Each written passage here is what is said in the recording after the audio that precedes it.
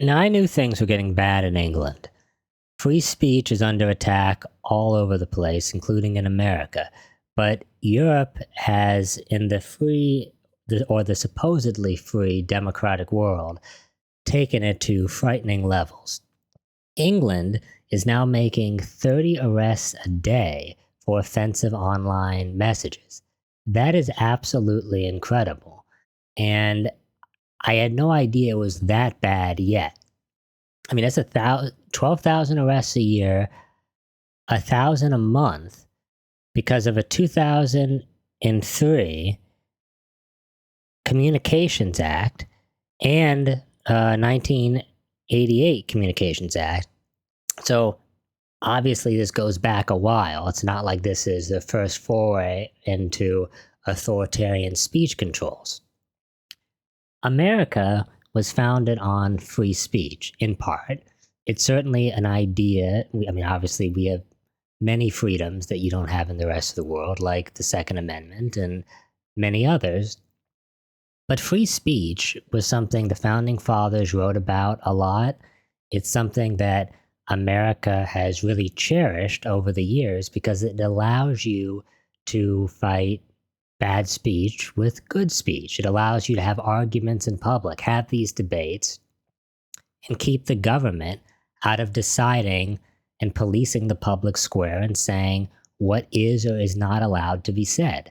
Because as you have seen throughout history, most of the censors have not been good moral people. They've frequently been censoring the, the civil rights movement of the day, or good changes, that society has progressed to.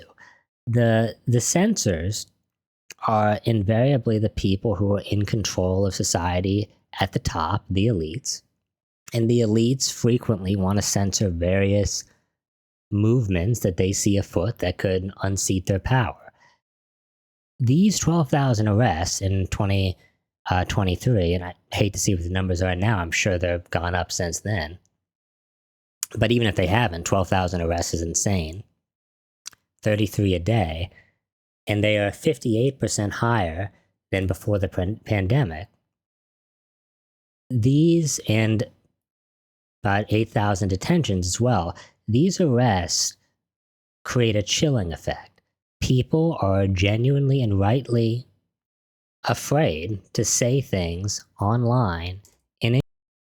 And if I lived in England, I would be afraid to say things online too, for fear of arrest for saying, getting maybe a little too spicy on a take or something, or insulting somebody who has connections somehow in the government, and they, really push to get you prosecuted for criticizing them or calling them some name.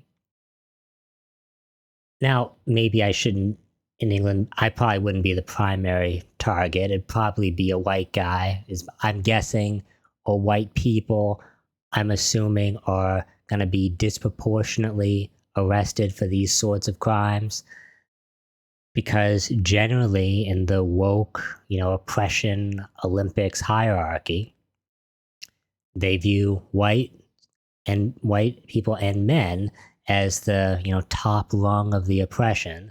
So it's okay for minorities and women to say all sorts of bad things about men, or white people, or Christianity, because that's considered the dominant force in the country, and you are not going to be allowed to say the same sorts of vitriolic things back about minorities, women, or Islam, for example. Now, I don't support people just saying a bunch of hateful things, and I don't want that to be kind of the message you're getting at.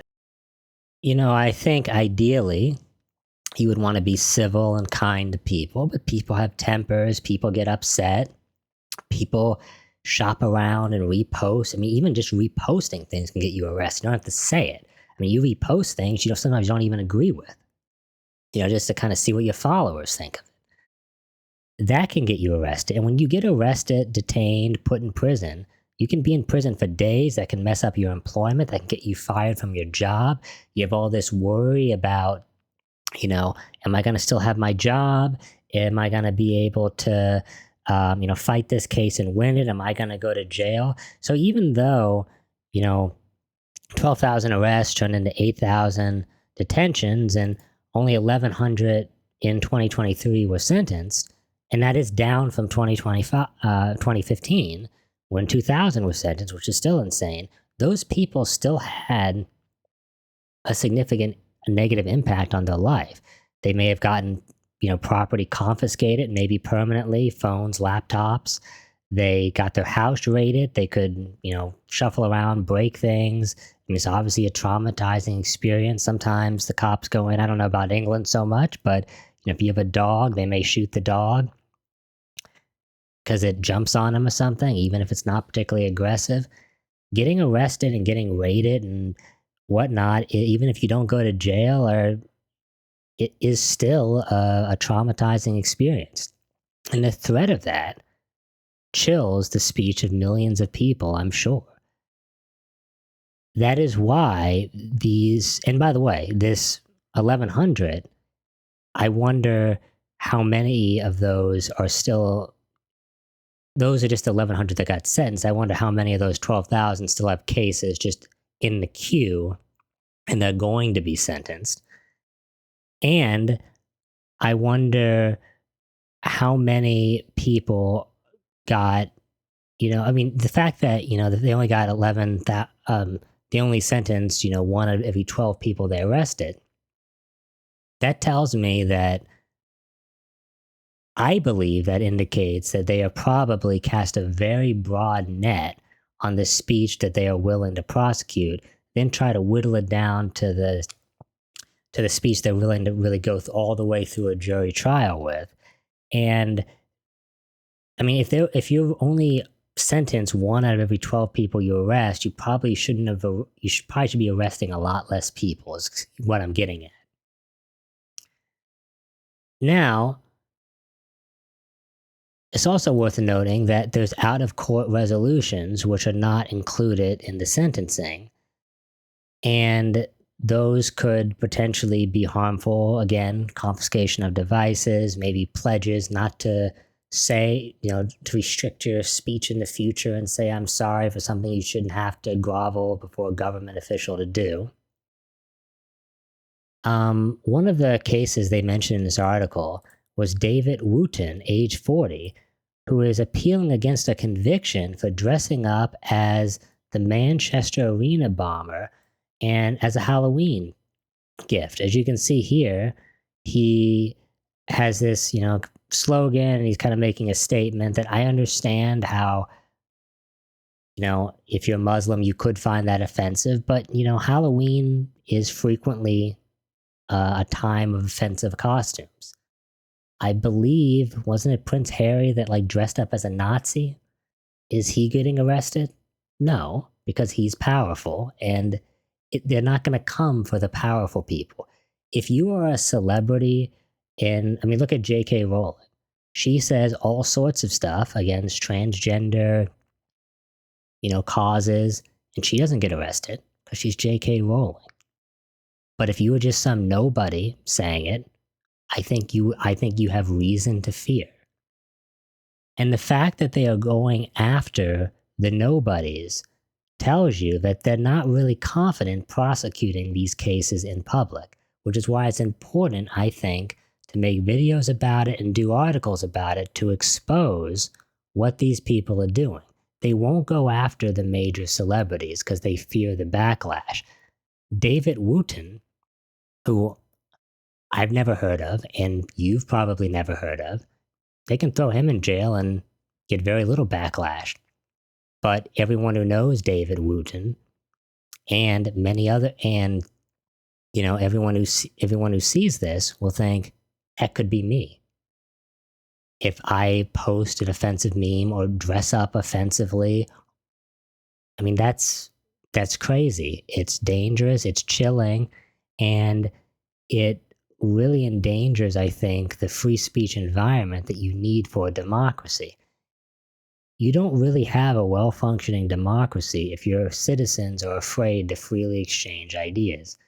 And offensive speech should be protected.